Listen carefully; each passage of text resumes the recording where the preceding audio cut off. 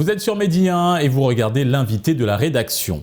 Octobre rose est le mois dédié à la lutte contre le cancer du sein, l'occasion de rappeler l'importance du dépistage organisé pour sauver des vies.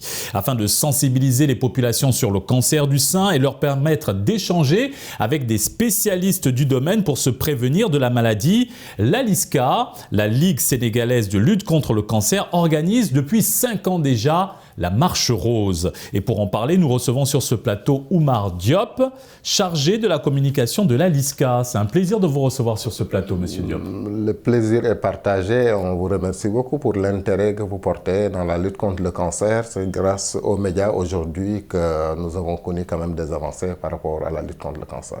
Merci, Monsieur Diop. D'abord, quelles sont les innovations et nouvelles activités prévues pour cette 5e édition de la Marche Rose? Moi, je disais 13e édition. Parce que nous avons démarré Octobre Rose en 2010. À partir de la 5e édition, certainement que la LISCA est plus connue.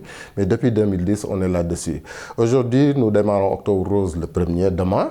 Et durant tout le mois, on fera des consultations gratuites en scénologie au niveau de notre siège qui est à Sacré-Cœur 3.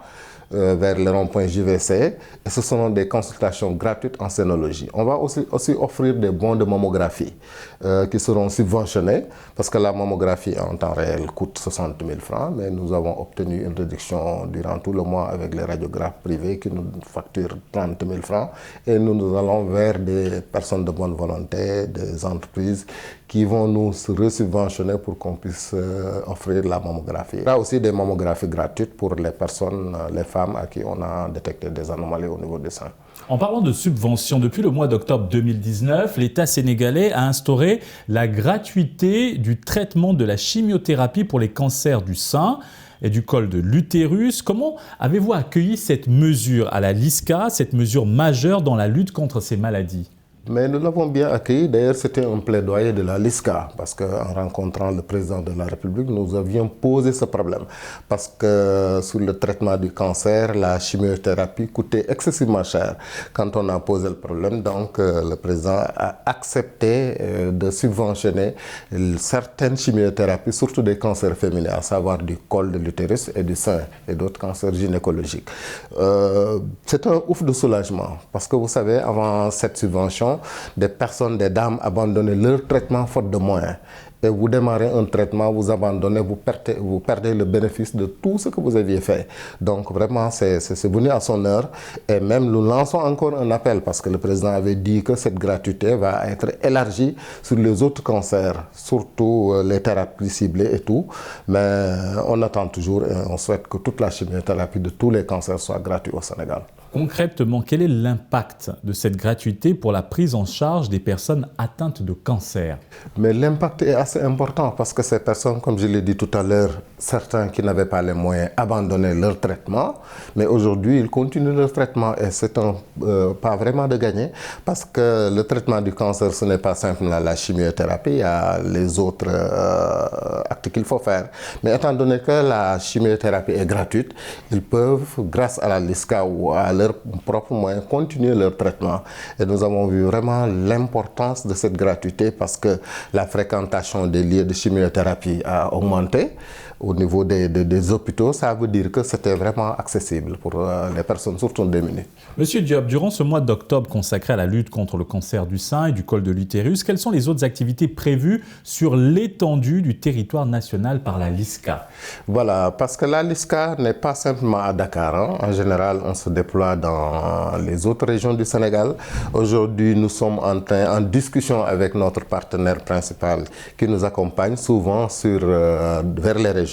Mais nous n'avons pas encore fixé et ficelé le calendrier, mais on est en discussion pour arriver vers la zone Popenguine, Ndayane et autres. Parce que chaque Octobre Rose, quand même, la LISCA va visiter l'intérieur du pays. Nous avons déjà fait le nord du nord au sud, de l'est à l'ouest. Pratiquement, nous avons beaucoup sillonné le Sénégal. Et en allant vers les régions, ce qui est important, on ne se limite pas à aller faire un dépistage. Mais nous faisons la formation des sages-femmes. Nous les étudions surtout pour le cancer du col et pour le sein.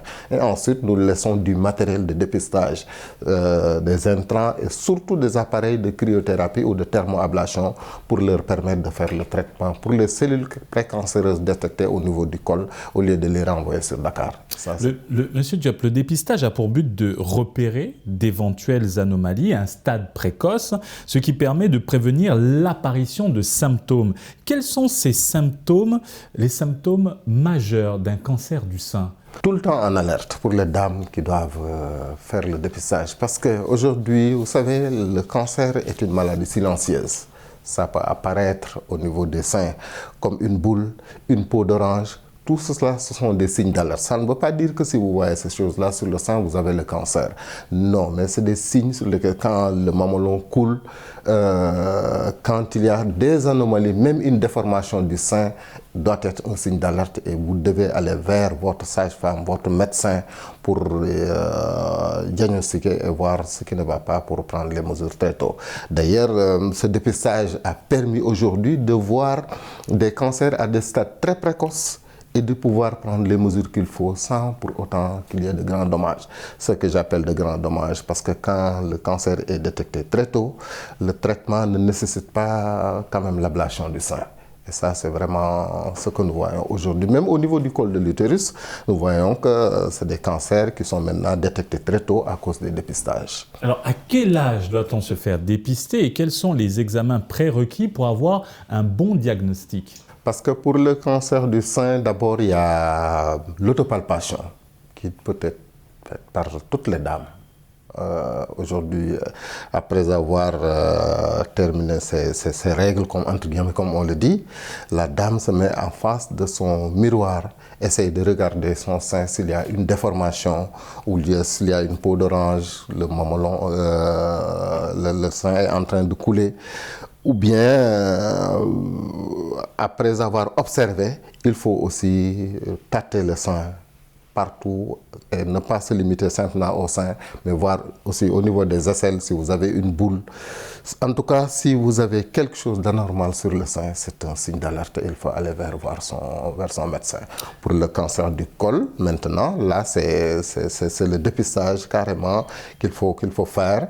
Aller voir son médecin qui peut vous prescrire un prélèvement vaginal qui sera envoyé au laboratoire ou bien les dépistages de masse que nous faisons par le système IVA-IVL, c'est l'inspection visuelle.